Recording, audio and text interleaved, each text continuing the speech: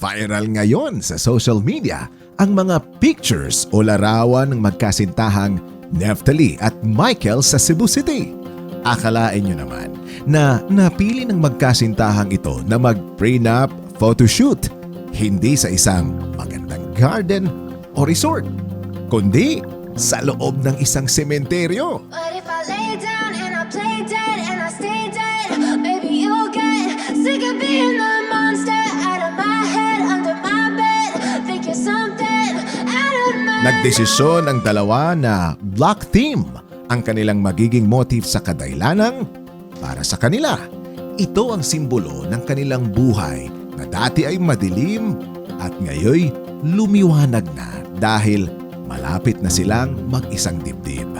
Sana all na lang talaga itong si ate at kuya dahil kahit maraming lugar na pwedeng pagpilian, simenteryo talaga ang kanilang napusuan.